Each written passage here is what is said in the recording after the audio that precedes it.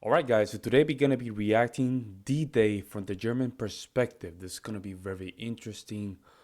I love World War II stuff, and since I was a little kid, my dad and I we used to just talk about World War II and all things that happened during that time. So I'm very excited to see D-Day from the German perspective. All right, so we're just gonna jump in. Make sure you like to subscribe. If you want me to react to some of the other videos, put the link in the description down below. Don't tell me which title, just put the link because it's easy for me to see it when I'm scrolling down through the comment section, which I have hundreds. All right, let's jump in. Video is sponsored by Audible. More on that later.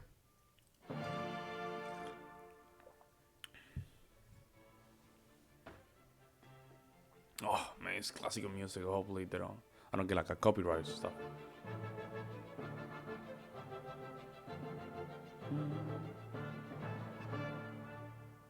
Yeah. You're probably already familiar with the iconic Normandy landings, but chances are you're more familiar with the experiences of those who landed on the beaches as opposed to that The other of the way around, yep. defenders. And this is fairly understandable. As military historian Robert M. Citino puts it, the D-Day landings have become one of the Allies' great historical epics, whereas for the opposite side, the romance vanishes, leaving the uninspiring spectacle of a once proud military force no longer up to the challenge.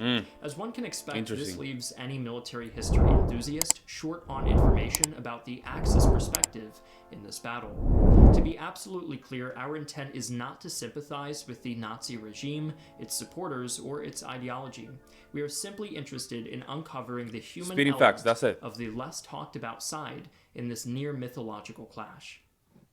First, we'll need to provide context before discussing the landings at Normandy. The confrontation on the Atlantic shoreline was long in the coming. As early as autumn of 1943, Hitler had gathered his chiefs of staff and told them that all signs point to an offensive against the Western Front no later than spring 1944. But spring passed and the Allies had yet to strike, making the atmosphere for the Germans almost unbearably tense. It didn't help that Field Marshals von Rundstedt and Rommel, the two men charged with protecting the Atlantic coast, fundamentally disagreed over the issue of tank placement. Rommel knew that because the Luftwaffe was occupied on the Eastern Front, keeping panzer divisions stationed inland, as von Rundstedt ordered them to do, was folly. The North African campaign taught him that without air superiority, moving tanks across the countryside was a near impossible task. Interesting. The German soldiers, meanwhile, did the only thing they could do to mask their apprehension. They made jokes. One went something like, if you see a black plane, it's British. If you see a white plane, it's American. When you see nothing at all, it's the Luftwaffe. The others among them, who were Polish, Georgian, and Soviet prisoners impressed into Nazi service called the Ostlegionen, probably weren't in the mood for making jokes, having been dragged hundreds of miles away from their home countries. Wow. They, along with the German soldiers who had been wounded in action, made up a significant portion of soldiers stationed on the Atlantic coast.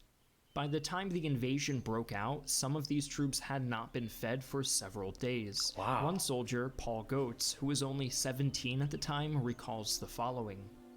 I hadn't had any food or water for 3 days, so around 6 a.m. I walked to a village and begged for milk. The French there knew me, but this time they said, "Go away, the Allies already landed with tanks." It seems that at this juncture, the French no longer felt the need to be as friendly to their occupiers. To make matters worse for the German side, they lacked not only food and supplies, but directive in the immediate lead-up to D-Day. Having been convinced that the Allies wouldn't dare cross the Channel in June because of poor weather conditions, Rommel had gone home to celebrate his wife's birthday and to subsequently meet with Hitler. Von Rundstedt opted not to disturb Rommel because of his mistaken belief that the paratrooper landings, which took place on June 5th, a day before the naval invasion, were a ploy to distract the Germans from the real Allied target, Calais. By the time Rommel arrived on the evening of June 6th, it was too late. All 5 of the landing sites the Allies selected were secured. Operation Fortitude, the Allied deception strategy, had done its work. Now that we understand the lead up to this momentous event, let's take a look at the Normandy landings through the German soldiers' perspective. The location we'll be evaluating in this video is codenamed Utah Beach. It is one of the 5 landing sites that the Allies chose for their invasion. In the months preceding the landing, the soldiers stationed there had been busy at work, erecting gun emplacements and setting up stakes, tripods, barbed wire, and landmines. Streams had been dammed and the floodgates Man, of the I can Douve imagine were just- open to flood. I can imagine that. We lost a lot of soldiers and parachutes. The land behind the man. beach as another deterrent. Such obstacles would not have been present in Normandy if Erwin Rommel hadn't learned from Axis mistakes at the Allied landings Rommel, he at was a Salerno, Spaniard? Italy in 1943. How many Probably they times hired must the him German for soldier have laid awake at after night, the questioning Spanish Civil themselves? War? Would it all be enough? Seems like, I don't know. It was Let on me a know in the night like comment this, around midnight, that over 2,000 Allied bombers began wreaking havoc on the coast. The effectiveness of the bombing raid on the night of June 5th is disputable, but unlike bombing raids of the past, there was further escalation. Paratroopers also started landing in the vicinity. Skirmishes between the paratroopers My and God, the look at defenders that. continued until the sun came up, but by that point, it became clear that the paratroopers Imagine had just not going come down alone. like that. A wall of ships was slowly coming into view on the horizon, and a naval Yeah, we were bombardment not playing around. commenced. We were Paul not playing. Goetz, the same soldier we referred to earlier, said this of the scene. As soon as we walked over the dunes and saw thousands of ships and all those landing boats and barrage balloons, I knew the war was lost. Who could blame him for his hope vanishing? All around him, You can't. buildings crumbled and domesticated You can't, animals though. ran freely. But whether they clung to hope or not, the defenders were still prepared to put up a fight despite the chaos unleashed around them. With minimal air support, they knew it was up to them to try to stop I didn't the know Allied that advance. I didn't know that Germans had very low air support, almost none. That is very interesting. Why? I thought they already have a huge amount of air capabilities. Huh. I'm just saying.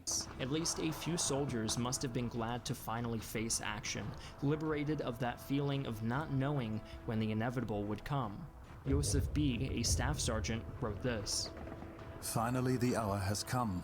Although it had to happen and was foreseeable, it impressed me a lot. Of course, it is not a trifle. For sure, these hours the greatest battle is taking place that the world has ever seen. Hopefully, fortune is with us now.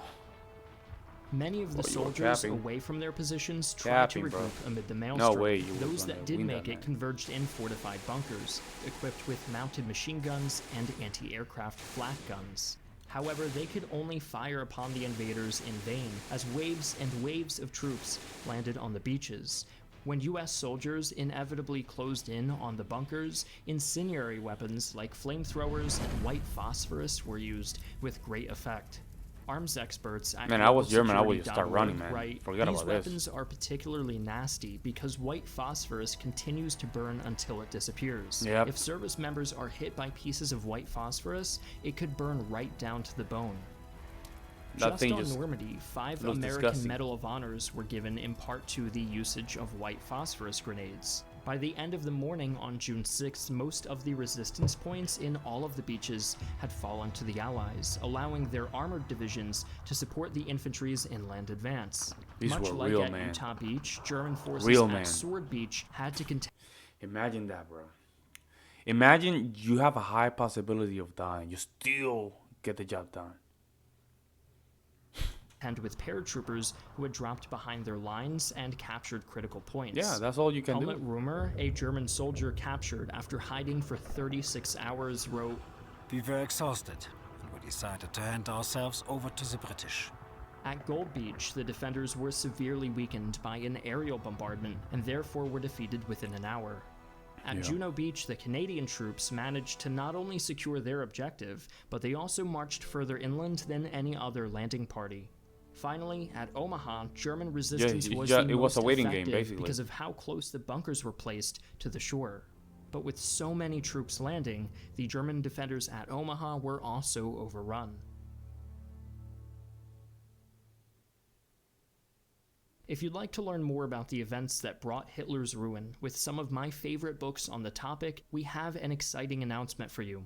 Books on D-Day by Stephen Ambrose, Anthony Beaver, and Rick Atkinson, where exactly or when exactly the Allies would strike. Furthermore, the extent of the Allies' numerical and material advantages were not known to the Nazis.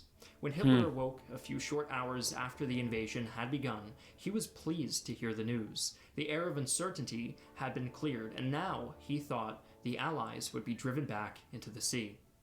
If you guys haven't already, be sure to subscribe and click the bell icon. Yeah, let's for subscribe to that channel. That's a good notifications. channel, though. If you want to vote on our next historical series, please head over to our community tab where you can do just that. This has been Griffin Johnson, the Armchair Historian, and I'll see you next Friday with our video on the Franco-Mexican War. Very impressive. Impressive. Yeah, most of the time we speak about the Allies' perspective, but we don't talk about the Germans' perspective. But I cannot imagine, man, seeing all those ships just coming through those lands. The fear, the knowing that, man, this might be it.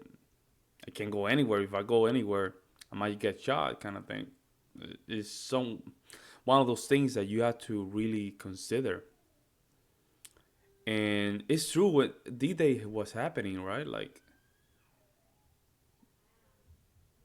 it's clear that Germans didn't have air superiority at all against the Allies. It was a waiting game. Even if Hitler did everything correctly, I don't think he would still win the war. Because they still needed oil from Russia, so. Well, the only thing I would think is if they didn't attack Russia, maybe they could extend this war a little longer. But at the end,